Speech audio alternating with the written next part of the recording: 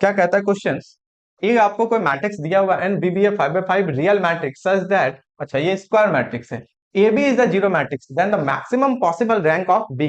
Maximum possible rank of B. Okay, तो A B का हम लोगों को पता है कि मैक्सिमम मिनिमम में जब भी फॉर्मूला ही आने वाला है, तो रैंक ऑफ ए बी इसका क्या होता है, मिनिमम ऑफ, क्या आपको पता है, मिनिमम ऑफ, ऑब्वियसली है कि रैंक ऑफ ए और रैंक ऑफ बी इन दोनों से तो मिनिमम ही होगा। मैक्सिमम ऑफ ये होता है मैक्सिमम ऑफ, दोनों को पहले तो जोड़ेंगे, rank of A minus rank of B, और यहाँ घटेगा तो घटेगा कौन सा, यहाँ घट जाएगा, ये कितना बाई कितना होगा, 1 मिनट, जो इलिमिनेट होता है कॉलम्स वो क्या होता है, सब्ट्रैक्ट होंगे यहाँ पे, जैसे ए आपके होंगे यहाँ पे कितने हो गए, 3/5, ओके, और बी आपके हो गए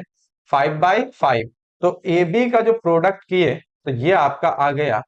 3/5, और ये आपके आ गए 5/5। तो आपको पता है सब्ट्रैक्ट कौन होते हैं, यहाँ जो 5 है ना,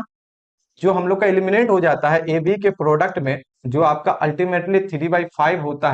है ना, तो ये जो सब्ट्रैक्ट होते हैं यही यहाँ पे क्या होता है, माइनस होता है, ये जो सब्ट्रैक्ट होता है यही यहाँ पे क्या होता है, माइनस होता है, राइट।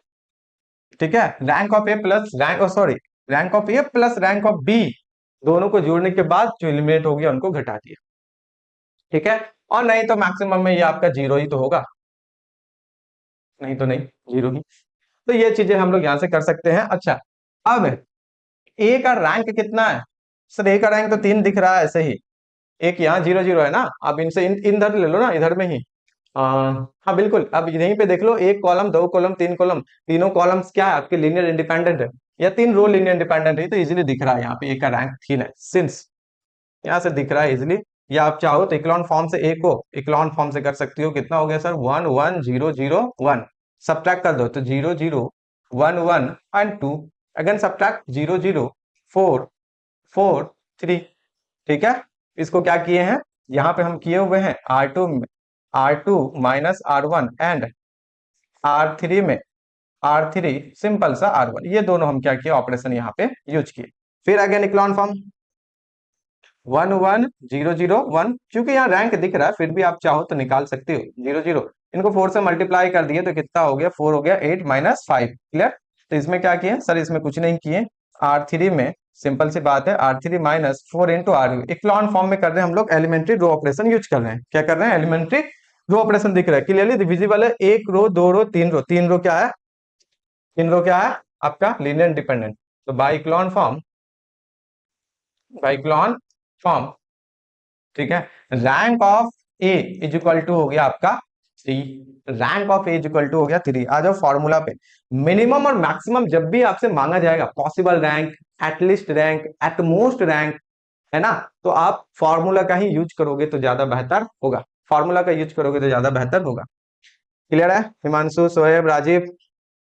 ठीक है, बहुत इजी से यहाँ पे दिख रहा है, तो अब यहाँ पे फॉर्मूला पे उठ के आ जाओ, कितना हो गया सर, तो सर मैक्सिमम जो है मेरा रैंक ऑफ ए, तो मैक्सिमम हो जाता है rank of A, rank of A कितना है सर, 3 आ गया, रैंक ऑफ बी यही तो मुझे पता करना है, -5 कर देंगे, ठीक है, और नहीं तो यहाँ पे 0 तो है ही मेरा, इन दोनों सब में मैक्सिमम लेना है। Okay, less than equal to rank of A B, sir rank of A B तो मेरा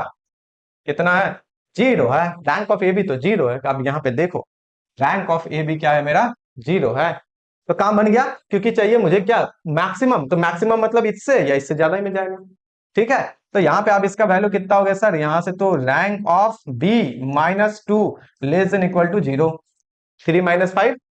है ना, तो ये लेस देन इक्वल टू 0 हो गया, दैट मीन्स आपका हो गया रैंक ऑफ बी जो होंगे लेस देन इक्वल टू 2, यही आपके हो जाएंगे आंसर, रैंक ऑफ बी जो होंगे आपके लेस देन इक्वल टू 2, यही हो जाएंगे आंसर। आंसर अगर हम लोग को बात करना हो कितना हो गया, 2, 2 या 2 से कम, तो मैक्स वैल्यू कितना होगा रैंक ऑफ बी के लिए, पॉसिबिलिटी कितना आया, 2, पॉसिबिलिटी कितना आया, 2, क्लियर, बताओ क्लियर है,